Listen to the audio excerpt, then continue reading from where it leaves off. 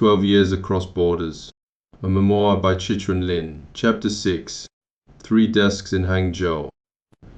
The coffee shop was on the ground floor of an office tower 2 blocks from J Group's headquarters, and it served Americanos at 42-yuan a cup, roughly $6.50 at the 2017 exchange rate, which was about triple what the same cup cost in a Fukuoka convenience store. I paid it twice a week for most of a year. The location was the point. In Hangzhou, nearly 17, being seen was half the job. I had come in that morning to meet the 2 people who would, within 6 weeks, be my business partners, F and C. F was already at a corner table with a laptop open and 3 tabs arranged across her screen. She was in her mid-30s, a year older than I was, with the thin frame of a woman who had not slept well in 10 years and had made peace with it. She had done her undergraduate degree at a Midwestern American university I had heard of, and a master's at a London business school I had also heard of. She had come back to the mainland in her late 20s. She ran a small independent investment advisory out of a serviced office-dust office 3 floors up. Her stamina was poor. She arrived at meetings with a thermos of ginger tea and a blister pack of a traditional Chinese medicine I never identified. What she had, which I did not have and never would, was a network. Every second person she introduced me to in Hangzhou turned out to be a classmate from her American university, a colleague from her first job in Shanghai, a cousin's husband at a biotech park in Jiangsu. Her address book was a map of the mainland health economy. She was in the local shorthand, a haigui, a sea turtle, a returnee from abroad. C was late. C was usually late. When he walked in, he was in a grey hoodie and carrying a backpack slung over one shoulder, and he did not look, on first inspection, like a man who had run 2 Taobao storefronts to the 7-figure annual revenue before he turned 30. His face was the face of a cheerful junior engineer. He was Hangzhou, born, e-commerce bred, and sharp in a way that did not announce itself. He sat down, ordered nothing, looked at my cup, raised an eyebrow. "You bought the 42-yuan coffee." "I bought the 42-yuan coffee." "You are a fool," he said in fast Hangzhou accented Mandarin, grinning. "There is a place on Woolen Road that sells the same beans, 16 yuan. I will take you." F looked up from her laptop. "Can we start?" That is how the conversations with F and C usually began. F, the investor, wanted to start. C, the operator, wanted to price the coffee. They had known each other for about 3 years through a mutual friend in the Hangzhou e-commerce scene. They did not particularly like each other. They respected each other. That is a different thing. F opened the meeting the way she always did. "We should register the company." The idea had come up over dinner a month earlier at a Sichuan place in Binjiang. The 3 of us were 3 glasses of Beiju in. F said, without preamble, "You need a position." I knew what she meant. I had been flying into Hangzhou every 3 weeks for most of a year, staying in J Group's partner hotel, using J Group's conference room, consulting into J Group's patient pipeline. I had no entity on the mainland, no office, no registered address, no bank account, no invoice book. I was a man with a suitcase who kept appearing in a lobby. In China, F said, "You cannot sell medical coordination without position." A Japanese person I can explain. A Taiwanese person with a company registered in Fukuoka I cannot explain. People want to know where you are, not in the philosophical sense. On the map, C, chewing, said, "She is right. I hate when she is right." She is right. F had, of course, already priced the position. 30,000 RMB in registered capital, about $500, split three ways. A shared office desk in the CBD, 800 RMB a month. An accounting firm on retainer for bookkeeping and monthly tax filings, 1,200 RMB a month. A WeChat official account, a Weibo, a bank account. 6 months of runway, she said, about 25,000 RMB. We split that too. 3 days after I agreed, Hickey was an entity in the People's Republic of China. The registration was F's problem because of me. I had not understood until that spring the specific legal predicament of a Taiwanese citizen trying to register a company on the mainland. Politically, the PRC's position was that Taiwan was a province of China. Administratively, the PRC's position was something else entirely. I was not a foreign national, which meant I could not access the simplified foreign capital registration track. I was also not a domestic citizen, which meant I could not access the ordinary domestic track. I existed in a third category, which the system accommodated only when it felt like accommodating it. When I tried to open a business bank account with my Taiwan compatriot permit, 3 banks in a row politely declined. The 4th asked whether I had a mainland partner. I did.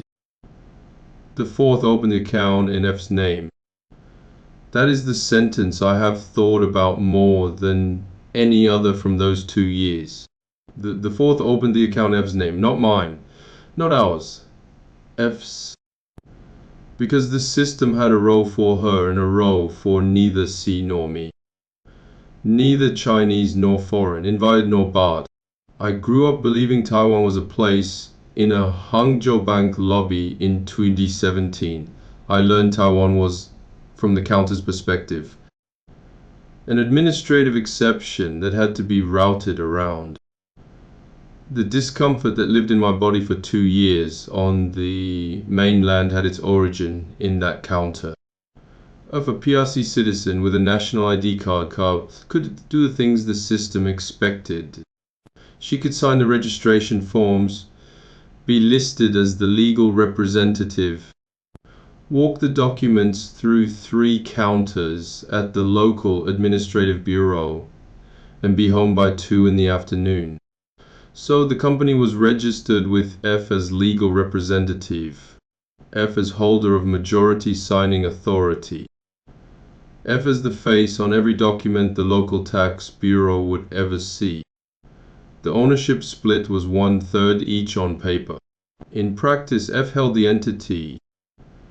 And then came the part that nearly stopped me. The registered capital she explained over a WeChat voice message did not actually need to be paid in at registration. Not in full. Not on day 1. The mainland system at the time allowed for declared capital, topped up later, on a generous window, often through creative bookkeeping. I listened to the voice message twice. When I had registered Xingyihao in Fukuoka in 2015, the Japanese Legal Affairs Bureau had required proof of deposit to the last yen before they would stamp a single document. Bank passbook in hand, clerk's finger on the number, seal pressed only when the number matched. On the mainland you could declare 30,000 and pay in a fraction and top up later whenever the bookkeeper reminded you. I will put it plainly. My first reaction was scared stiff, heart in the throat. The Chinese idiom used between Taiwanese for the body going cold in half a second. This I thought cannot be legal. This I thought is the kind of thing people go to jail for in Japan. Do not tell your Japanese friends about this, F said, laughing in the next voice message. They will think it is fraud. It was not fraud. It was a different design choice. Japan had optimized for verified trusted formation, which meant fewer companies formed but more of them real. The mainland had optimized for frictionless formation, which meant a lot of shells and also a lot of real companies up and running within a week. Different trade-offs, but both coherent. My head understood. My body took another 6 months. The shared office was 11 floors up, near the West Lake Cultural Plaza, with floor to ceiling windows and a receptionist who changed every month. For 2,400 RMB a month, the three of us had 3 desks in a row by the window. I was there maybe 4 days a month. C was there maybe 8.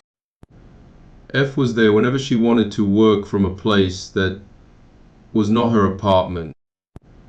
Most weeks there was at most one of us at the desks, but the 3 desks were what the business license needed.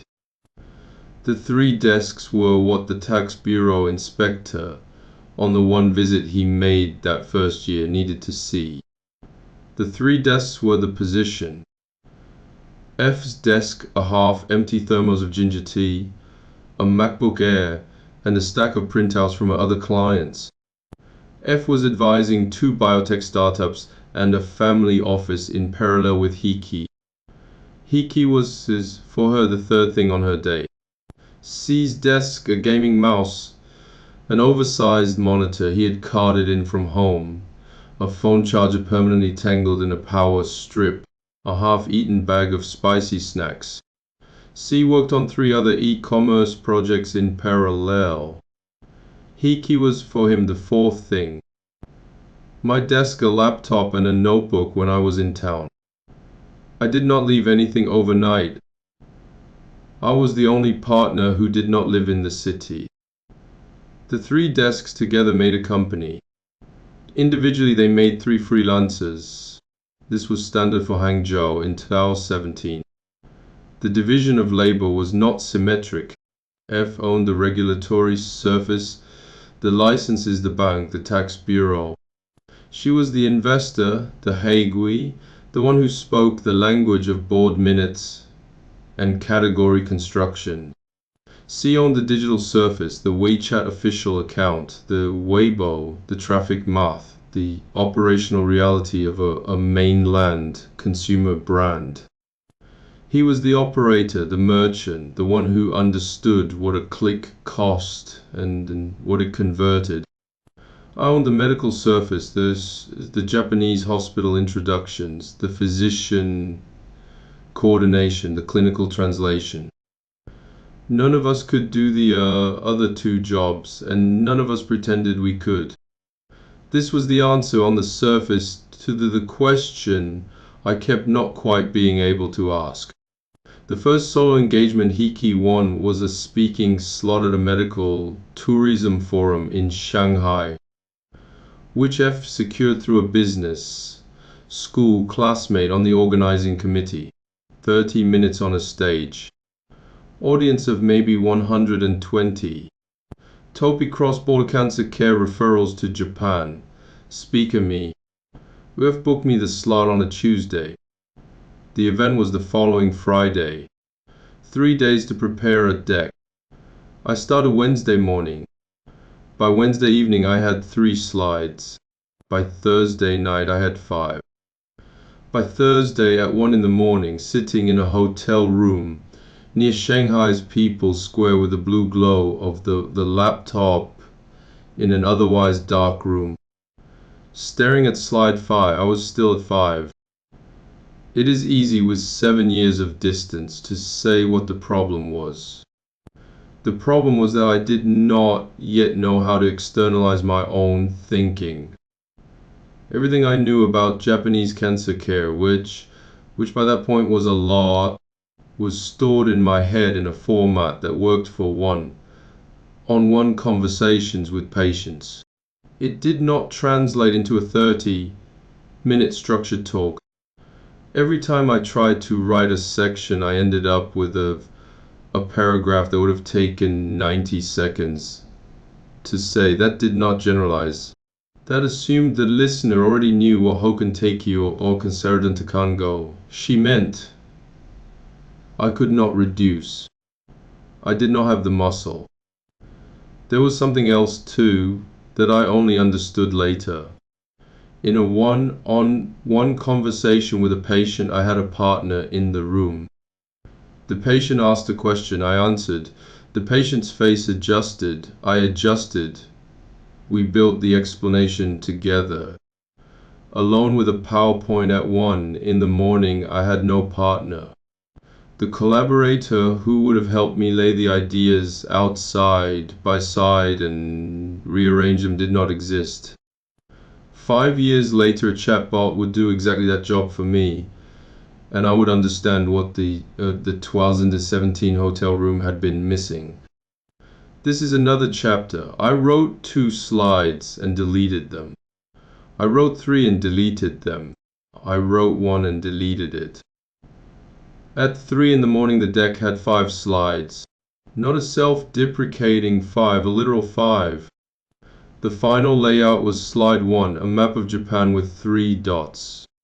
Slide 2, a cost of care comparison with parallel currencies. Slide 3, the regulatory landscape in 1 paragraph. Slide 4, a patient journey timeline. Slide 5, my email address. I gave the talk at 10 on Friday morning. I stood at the podium with a remote clicker that I did not know how to use.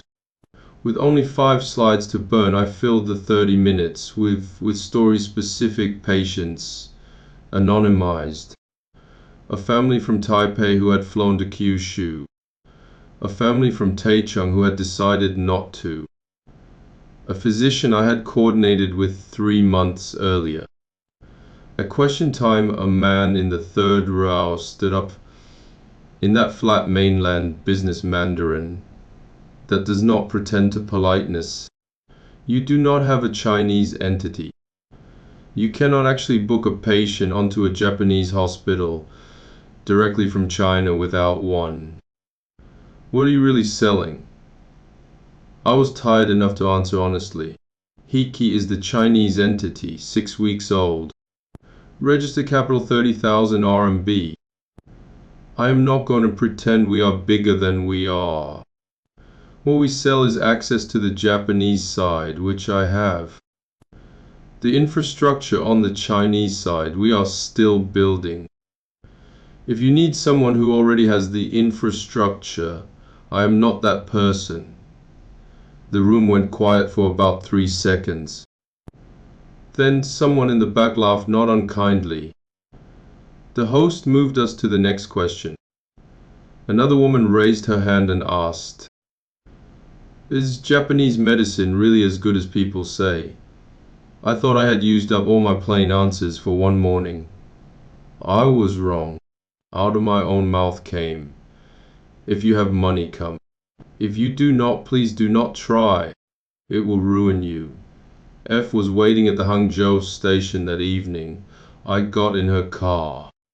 She asked how it went. I told her I had told the audience Hiki was small, and I had told the patient family not to come unless they could afford it. She drove for a minute in silence. "Good," she said. "If you had pretended to be big, they would have hired you once and never again. If you admit small and deliver, they hire you 3 times. She did not say anything about the advice to the family. She did not need to. I think she understood that a salesperson who tells prospects not to buy had, in that room, done more for the brand than any deck could have. C's biggest single contribution to Hiki was an invitation. One of his former Taobao colleagues had moved to the Alibaba headquarters complex in Hangzhou's Ch.6 district and was now on a small team exploring health. Vertical partnerships for Taobao and Tmall. C called in a favor. The 3 of us got an afternoon on campus. The Alibaba campus was, in 2017, a pilgrimage site for anyone interested in Chinese commerce, 20 buildings. its own canteens, its own coffee shops, its own internal delivery network. Security was tighter than any mainland government building I had been in. We were badged at reception, escorted through 2 checkpoints, and left in a glass-walled conference room on the 4th floor of Building 4. 2 Alibaba staffers joined us. A woman in her late 20s who ran category strategy for health products, and a younger man who carried her notebook. They were polite. They were in a hurry. They had given us 40 minutes. F led the pitch. F was the right choice. She spoke the vocabulary of category construction, user journeys, GMV, conversion tiers. I watched her and for the first time understood fully why she had been so quiet at the 4-person bed scene in a hospital in the previous chapter, and why she had been so loud in this conference room. Those were her 2 languages: silence around pain, fluency around capital. She was home in the second one. C was uncharacteristically deferential through the whole pitch. On the right over he had told me, Alibaba alumni are the aristocracy of mainland e-commerce. A former Alibaba person can walk into any startup and command a senior role. I am not former Alibaba. I respect the building. C owning his own lack credentials in a city where everyone overclaimed was one of the reasons I trusted him.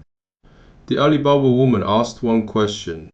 Take rate. F paused. F looked at me. I did the math in my head. Cross-border coordination margin, net of Japanese side costs, was 5 to 10% of gross case fee. Case fees ran 3 to 12 million yen, roughly $27,000 to $110,000. Net haigui per case was maybe $1,400 to $11,000. Stack on 10 to 15% platform commission, and we were at 0 or below. I explained it in 1 minute. The woman nodded. She had done the same math faster. She did not try to save the meeting. I respect that. If your economics evolve, come back. Meeting over at the 32-minute mark.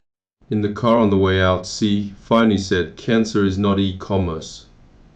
F said, cosmetic medicine is e-commerce. Oncology is not. This was one of the few things F and C agreed on completely. A Taobao shop worked when the buyer bought repeatedly. Beauty, supplements, dental, LASIK. A customer bought again, referred friends, accumulated loyalty points. Platform take was affordable because lifetime value was long. A cancer referral was the opposite. A family paid once, hopefully was saved, often was not, and in either case did not come back next spring. There was no referral either, because cancer families did not post reviews. They did not tell their friends. Their friends did not know they had been sick. The Timor meeting was the end of our e-commerce ambitions. It was also, I think, the moment C privately decided that haigui would stay smaller than he had first imagined, and the disagreement I want to record was not about slides or take rates. It was about me and where I should physically be. F's position through most of 2018 was blunt. You cannot do cross-border medical coordination into China from Japan. You have to be on the mainland. The clients want to meet you. The partners want to drink with you. A face on WeChat is not a face across a table. C's position was the opposite. You cannot do Japanese hospital introductions from Hangzhou. You have to be in Fukuoka. F and I can hold the Chinese side. What only you can do is the Japanese side. If you sit here, we have nothing. I flip-flop between them for months. I was in Hangzhou 12 days 1 month, Fukuoka 20, 5 the next, then Hangzhou 20, then Fukuoka 10. Each side of the arrangement starved while I was in the other city. One night at a noodle place in Binjing, I lost patience with myself. The question that had been sitting in my chest for 6 months came out of my mouth before I could stop it. If we are splitting this 3 ways, then why do we have 3 people? If I'm not here, I cannot pitch. If I'm only here, I cannot work. Either way, there's only one of me. Why did we incorporate the other 2 of us? I regretted it the instant I said it. F smiled thin and even. She said without raising her voice, because there is meaning. You just cannot see it yet. C did not say anything. He reached for his coffee cup and slid it by maybe an inch toward the center of the table. I've thought about C's non-answer more than F's answer. F's answer was management. C's non-answer was the acknowledgement that I had said something true that the 3 of us would now have to live around. The partnership had a structural problem. Nobody was going to solve it. We would each just keep doing what we were each doing. And the company would be whatever that produced. What it produced over 2 years was modest, 24 referrals. A handful of corporate retainers that went nowhere. A WeChat account with 11,000 followers that never monetized. A bank account that was always closer to 0 than any of us wanted. The part of those 2 years I think about most often is not the business. It is the experience of living on the mainland as a Taiwanese man with no stable residency status for weeks at a stretch, maintaining a life and a business across a digital border that did not exist in my head before I crossed it. My Fukuoka life ran on Google, Gmail, Drive, Maps, Calendar, Docs. My wife's messages came in on Line. My Taiwanese family's messages came in online. Japanese hospital reports arrived as PDF attachments in Gmail. Facebook showed me industry news from Taipei clinics. YouTube was where I watched Japanese surgical conference recordings. None of this worked on the mainland. The Great Firewall blocked Google, Gmail, Maps, YouTube, Facebook, Instagram, Line, Twitter, Dropbox. I tried 3 VPNs in my first month. Each had periods of working and periods of not. During the Party Congress in October 2017, the VPNs simply stopped for about 10 days, and I could not reach my Gmail inbox at all. Patient correspondence piled up in a place I could not see. I watched over 24 months. My own information instincts erode. In Fukuoka, I would Google a question reflexively 20 times an hour. On the mainland, after 3 months, the reflex weakened. I stopped looking things up. I started asking F or C because asking F or C was faster than fighting the VPN. My search habits, which had been a kind of cognitive processes, atrophied. I noticed the erosion first in my Japanese medical vocabulary. I would reach for a term I used weekly and find that the context that normally surrounded it had become harder to recall. The recall had depended, without my noticing, on the background availability of Google. Without Google, the recall degraded. The second thing I noticed was the climate around Guangxi. There is a Chinese idiom I heard so often in those 2 years that it started to sound like weather. You Gongxi, Mei Gongxi, you Gongxi. If you have relationships, what would be a problem is not a problem. If you do not have relationships, what is not a problem becomes one. In a city like Hangzhou in 2017, this was normal background. F navigated it well. C navigated it well. I did not. What got to me was not the existence of Gongxi. Every society has it in some form. What got to me was the atmosphere, the sense constant and low grade, that any formal rule might or might not apply to me depending on who I had talked to that week. A sign on a door might mean what it said or not. A yes from a regulator might be a yes or a conditional, preliminary, non-binding yes pending further unstated factors.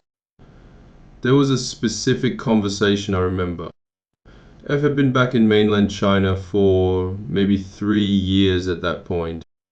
We were in her car on the Hangzhou ring road, stuck in traffic, and she said, as if to herself as much as to me, "When I came back from London, I thought I knew how this city worked. I grew up here. 5 years abroad, not long. The relationships had all rearranged while I was gone. The same names were in the same companies, but the linkages between them were different. It took me 2 years to notice I was working with a map from 5 years ago. The haigui was telling me that even for her, the returnee, the mainland had become subtly unreadable during her absence. The map in her head no longer matched the terrain. If it had moved under her, it had never been a map I could trust at all. Every time I flew out of Hangzhou Xiaoshan back to Fukuoka, I could feel my shoulders drop somewhere over the East China Sea. Fukuoka was imperfect, rigid, unforgiving in its own ways. But Fukuoka's rules ran on a substrate I had grown up in. The mainland did not have a substrate I had grown up in. Every day was at some level fieldwork. Hiki worn down on WeChat, but took longer than a single fade. The first thinning came in the summer of 2018, when I stepped back from J Group. The thickest inbound pipeline in the Hiki had always run quietly off that line. When I was no longer inside it, the water coming through Hiki thinned with it. F's advisory work accelerated into a busy year with 2 new biotech clients. C took on another cross-border commerce consulting role. I was spending more time in Fukuoka rebuilding patient side routines that had atrophied during the J Group era. What none of us said out loud that summer was that we were not going to close Hiki yet. For the next 2 years, from late 2018 through early 2020, the company sat in a kind of maintenance mode. The signage stayed up. The official account kept posting, now in simplified, character repackagings of my Fukuoka material. A handful of small bridge jobs kept the shell warm, occasional guarantor of identity paperwork for clients entering Japan. A few referrals F fed in through her back channel to contacts still adjacent to J Group. Even a couple of embarrassing street corner promotions in Hangzhou involving printed hearts and paper fans that I would rather not dwell on here. Chapter 8 picks up the bridge period in its own right. The Hiki group chat, which had carried maybe 20 messages a day at peak, thinned. 10. 1. Days between messages, weeks. The formal end came in the summer of 2020. When I messaged F that July to suggest we finally dissolve the entity, she agreed in 2 lines, C agreed in 1. We paid a dissolution firm 500 RMB. The 3 desks had long since been released back to the co-working operator. The WeChat work account was closed. The Weibo account lapsed. The bank account was drained, split 3 ways and shut. No ceremony. No photograph. No last dinner. A WeChat message and a PDF Hiki was gone. F and C are still in my WeChat, both of them. F works for a Hangzhou-based family office now and sends me a Lunar New Year message every year. C runs, last I heard, a small logistics startup in Shenzhen and messages me roughly once a quarter to share a funny video or to complain about the price of something. Neither of them has mentioned Hiki since the dissolution. I think this is correct. There is nothing to say about hiki that silence does not say better. What hiki taught me that I did not know before was the specific shape of a cross-border partnership that works for reasons not directly related to commerce. F and C and I got along because none of us was desperate. None of us needed hiki to pay our rent. Each of us had a first or second business outside it. This was hiki's weakness commercially and its grace humanly. Nobody had enough at stake to lie to anyone else. Most startups are founded by people whose livelihoods depend on the startup, who therefore cannot afford to tell each other the truth, who therefore end up in founder-level conflicts that look like strategic disagreements and are inside about money and fear. Hiki was not founded by people who needed it. That is why it stayed small. It is also why 7 years later I can still message F and C without the small flinch that comes from conversations that ended badly. The 3 desks are, I assume, occupied by other tenants now. The co-working space closed its Hangzhou branch in 2021, according to an article I read in the English language mainland press. The floor-to-ceiling windows presumably still there. Some evening I imagine the sun is setting over the West Lake, 11 floors down, and a new set of freelancers packing up laptops and heading to the elevator. They are probably complaining on the way down about the price of coffee. Authors note cross-border medical coordination for complex oncology cases is an operational undertaking that should be pursued only through licensed providers and attending physicians. Nothing in this chapter is medical advice. The hiki story is presented as a business memoir. The clinical judgments referenced were, in each case, made by qualified Japanese specialists, not by the narrator. Partner and patient details have been altered to preserve privacy. That is the end of this chapter.